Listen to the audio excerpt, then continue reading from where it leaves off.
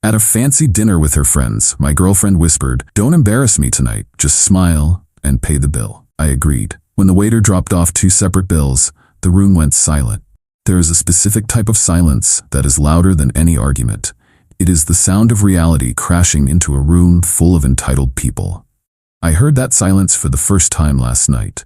It was the most satisfying sound I have ever heard, and I was the one who composed it. To understand what happened, you need to understand my relationship with Jessica. For 2 years, I thought we were building a future. I am a software engineer.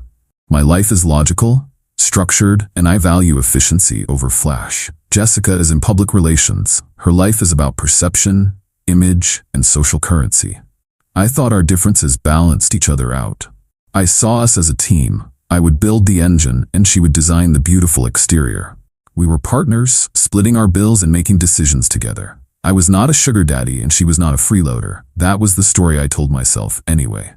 Her friends were another story. A pack of 4 women who treated life like a contest and their social media feeds like the scoreboard. There was Catherine, the leader, who was married to a man who was always conveniently out of town on business. There was Maya, who spoke about her trust fund as if it were a personality trait. And there was Olivia, who changed her career path every 6 months, but never seemed to actually work. They were a whirlwind of expensive brunches, weekend getaways, and designer labels. I never fit in with them, and I never tried to. I was polite, but I did not engage with their gossip or their constant one-upmanship. They treated me with a kind of detached curiosity, like a strange pet Jessica had adopted. They could not understand why she was with a guy who wore a regular watch instead of a Rolex and drove a reliable sedan instead of a German luxury car. The event that changed everything was Catherine's birthday dinner. It was at one of those restaurants where the menu does not have prices and the water costs $20 a bottle. Jessica had been talking about it for weeks. She told me it was incredibly important for her to make a good impression. A few days before the dinner, she sat me down. She explained that all of her friends' husbands and boyfriends were successful and that they always picked up the check for these kinds of events. She asked if just this once, I would be willing to cover the entire bill for the table of 6. She framed it as a birthday gift for Catherine and a way to finally be part of the group. I am not a fool. I knew what this was. It was a test, but I also saw it as a calculated investment in our relationship. So I agreed. I told her I would be happy to do it. Her relief was so profound it should have been a red flag, but I ignored it. Last night, we arrived at the restaurant. Her friends were already there, dressed to the nines, and already on their 2nd bottle of champagne. The conversation was a blur of names I did not know and places I had never been. I was an outsider, an observer, and that was exactly how they wanted it. As we were looking at the menus, Jessica leaned over to me. Her smile was tight, her eyes were sharp.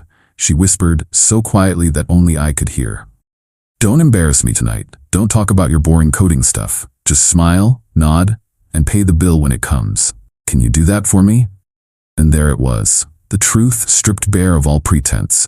I was not a guest. I was not her partner. I was a function, a wallet, an accessory she needed to complete her image for the night. Something inside me did not break. It clicked into place. All the small moments of disrespect, the little condescending comments, the times I felt tolerated instead of loved, they all aligned into a perfect, clear picture. I saw the system, and I saw the flaw. I looked back at her and gave her my most reassuring smile. "Of course," I said. I agreed. "I will take care of it." She squeezed my hand, satisfied, and turned back to her friends. For the rest of the dinner, I played my part perfectly. I smiled, I nodded.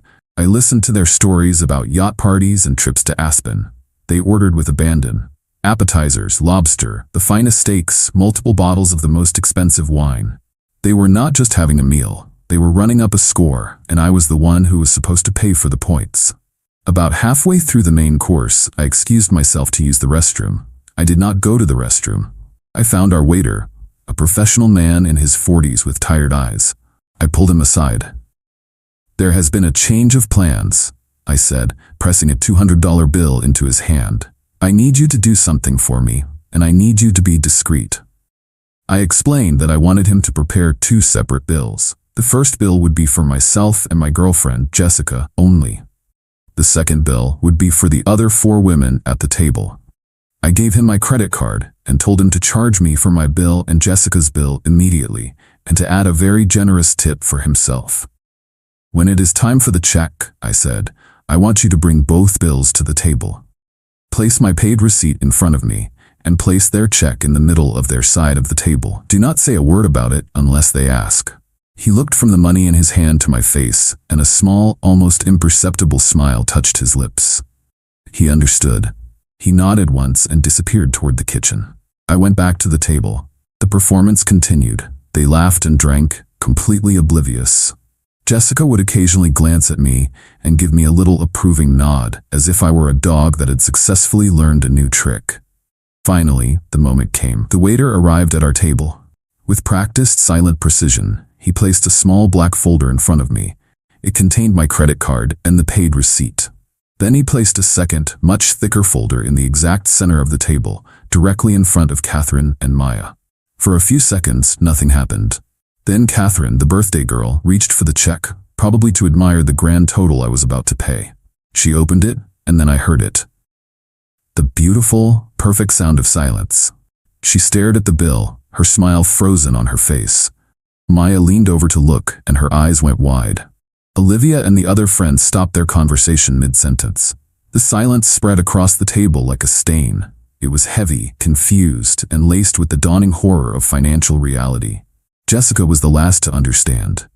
She looked at the paid receipt in front of me, then at the massive bill in Catherine's hand, and then back at me. Her face went through a rapid series of emotions: confusion, then panic, then a deep, burning rage. Catherine finally found her voice. It was a small, weak sound. "There must be a mistake," she said to the empty air. "He was supposed to pay." I took a slow sip of my water. I looked at Jessica, then at her friends. I smiled, I nodded, and then I spoke, my voice calm and clear in the silent room. "Jessica asked me to do two things tonight," I said. "Smile and pay the bill. I have done both. My bill is paid." I stood up from the table, placed my napkin neatly beside my plate, and looked at Jessica one last time. The mask was gone. All that was left was the ugly truth of who she was. "You should probably figure that out," I said, gesturing to the bill. "I believe your share of the lobster is on there." I turned and walked out of the restaurant. I did not look back. I did not need to. The silence I left behind was all the confirmation I needed. The show was over, and they were the ones left to pay for the tickets. Update 1. It has been 1 week since the dinner. A week of chaos, recriminations, and the sweet, sweet sound of my phone not ringing with demands. Thank you for all the comments and the support. It is good to know that standing up for yourself is still something people respect. Many of you wanted to know what happened after I walked out. It was even better than I could have planned. I did not go home that night. I had anticipated that the apartment would become a war zone. Instead, I had packed a bag earlier that day and checked into a hotel. I turned my phone off and slept for 8 solid hours, the best sleep I have had in years. When I turned my phone back on the next morning, it was a digital battlefield. I had dozens of missed calls and a long stream of text messages. The first texts were from Jessica, and they were pure rage. "How could you do that to me? You humiliated me. Call me right now. You are a monster, a cruel, evil monster. My friends hate me because of you. You owe them that money. You promised. You are going to pay it, or I swear I will make your life a living nightmare." Then there were the messages from her friends. They had apparently gotten my number from Jessica in their shared fury. From Catherine: "I have never been so embarrassed in my life. You are a cheap, pathetic excuse for a man. You owe me an apology, and you owe me for my birthday dinner." From Maya: "My father's lawyers will be in contact with you. What you did was fraud." Their threats were as empty as their bank accounts, and they knew it. I did not reply to a single message. Instead, I initiated the next phase of my plan. The apartment we lived in was mine. I had it before I met Jessica. She had moved in a year ago. Her name was not on the lease. On the morning after the dinner, I sent her a calm, simple email. Subject: your belongings. "Jessica, after the events of last night, our relationship is over. You have until the end of the week, 5 days from today, to pack your things and move out of my apartment. Please provide me with a time when you would like to do this so I can ensure I am not there. If your belongings are not removed by Sunday at 5 p.m., I will have them professionally packed and put into a storage unit in your name. The first month will be paid for. After that, It will be your responsibility. I think this is the most efficient way to handle this. I did not sign it with love. I did not sign it at all. Her reply was a long, rambling mess of accusations and pleas. She said she had nowhere to go, that I was throwing her out on the street. She said she could not afford to move. This is where my preparation paid off. I had known for months that Jessica's financial situation was a house of cards. She earned a decent salary, but she spent it all, and then some, on maintaining her image. The expensive clothes, the brunches, the trips, it was all funded by a combination of her paycheck and a steady, subtle stream of my money. She would forget her wallet when we went out or ask me to cover a bill that she would pay me back for later, which she never did.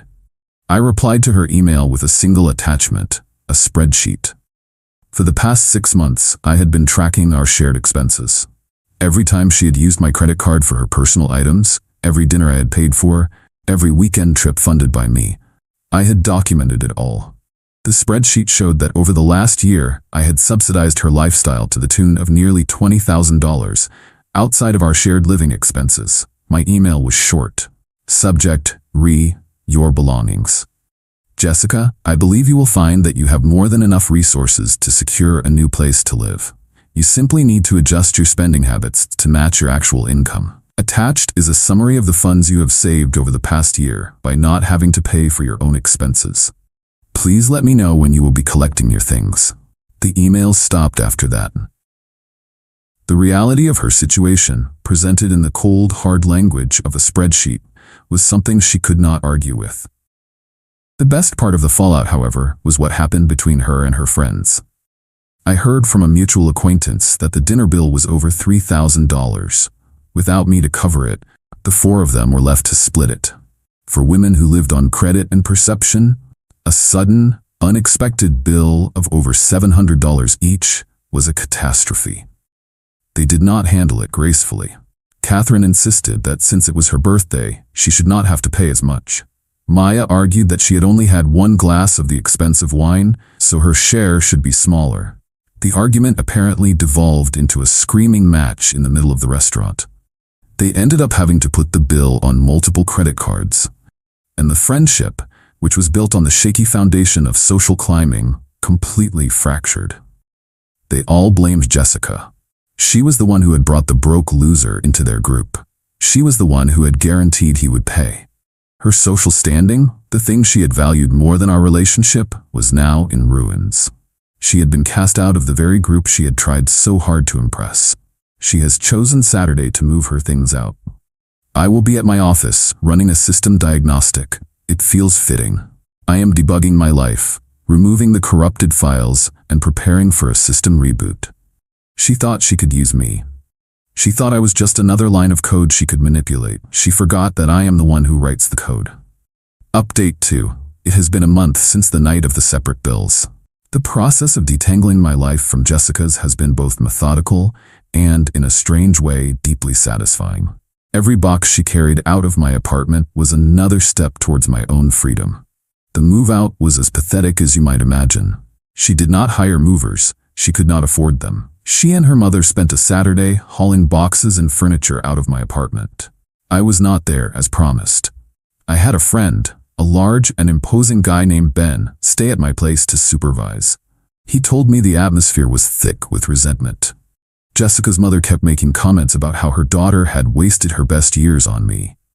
Ben just stood there, arms crossed, and made sure they did not take any of my things. The real consequences for Jessica and her friends, however, have been far more severe than a fractured friendship and a large dinner bill. My plan did not end when I walked out of that restaurant. That was just the beginning. A few weeks ago, I received a certified letter from a lawyer representing Catherine's husband, the one who was always out of town on business. It turns out he was not just out of town. He was in the process of a long, quiet separation from her, documenting her spending habits in preparation for their divorce. The $3,000 dinner bill, charged to a credit card he was monitoring, was the final piece of evidence he needed to prove her reckless spending of marital assets. The letter was not a threat. It was a request. He was asking if I would be willing to provide a statement about the events of that evening. He wanted to confirm that Catherine and her friends had ordered extravagantly with the full expectation that someone else would be paying. I had my lawyer draft a formal, factual statement. I detailed Jessica's request for me to pay, her friends' ordering habits, and the final bill. I did not add any emotion or opinion. I just provided the data. That statement, I am told, has become a key exhibit in their divorce proceedings. Catherine is not going to get the generous settlement she was expecting. She is going to be held accountable for her lifestyle. Then there was Maya, the one with the trust fund. Her angry threats about her father's lawyers prompted me to do a little research. A few searches of public records revealed that her family's wealth was not as secure as she pretended. Her father's company had been hit with a major lawsuit a few months ago, and their assets were under scrutiny. I did not do anything with this information directly. I did not need to. I simply sent an anonymous email to a well-known financial gossip columnist in our city. The email contained a tip about the restaurant incident, framing it as a story about the children of the elite living large while their family fortunes crumble. I included the names of the restaurant, Maya, and her father's company. The columnist, always hungry for a story about the rich behaving badly, wrote a small but scathing piece about it. The article did not mention the lawsuit directly, but it raised enough questions to cause a stir. The negative publicity has apparently caused a great deal of trouble for her father and their ongoing legal battles. Jessica's life, in the meantime, has completely unraveled. After moving in with her parents, she tried to continue her smear campaign against me. She told everyone I was controlling and financially abusive, but her credibility was shot. Her closest friends, the ones she had tried to impress, were now her enemies. They were telling everyone who would listen the true story of the dinner, painting Jessica as a user who had brought disaster upon them all. The final move I made was for my own peace of mind. Jessica's name was still on the application for the apartment we had been planning to rent together once my lease was up. We had put down a significant security deposit months ago from our joint account. She had been texting me, demanding her half of the deposit back. I contacted the management company of the new building. I explained that we were no longer together and that I would be withdrawing my application. I also sent them a detailed record of the joint account showing that over 90% of the funds in that account, including the entire security deposit, had come from my income. I also included a copy of the spreadsheet I had sent to Jessica showing the $20,000 of her lifestyle I had subsidized. I suggested that, given the circumstances, the most equitable solution would be to refund the entire deposit to me. The management company, faced with a potential legal headache, agreed. They mailed me a check for the full amount. I emailed Jessica a copy of the letter from the management company, along with the voided check. I told her that I considered the matter of her share of our savings to be settled. She is now truly on her own, no friends, no financial safety net, and a reputation that is in tatters. She is living with her parents, a 30-year-old woman whose entire life of perception and image has been exposed as a hollow shell. She tried to use me as a stepping stone, but she misjudged the stone and fell into the river. Final update. It has been 6 months. The silence on my end has been total, but the echoes of that one dinner continue to reverberate through the lives of the people who were there. I have moved on, but I have also kept an ear to the ground. The final outcomes are, in a word, perfect. My life has improved in every measurable way. I got a promotion at work. I have been focusing on my health, and I have reconnected with old friends who I had neglected while I was busy trying to fit into Jessica's world. My new apartment is my sanctuary. It is decorated with things I like, not things that are meant to impress people I do not care about. It is quiet, it is logical, and it is mine. The lives of Jessica and her friends, however, are a study in karma. Catherine's divorce was finalized last month. As I suspected, my statement had a significant impact. Her husband was able to prove a pattern of wasteful spending, and her final settlement was a fraction of what she had expected. She had to sell her car and is now living in a small apartment, a far cry from the lavish home she once occupied. The queen bee has lost her throne.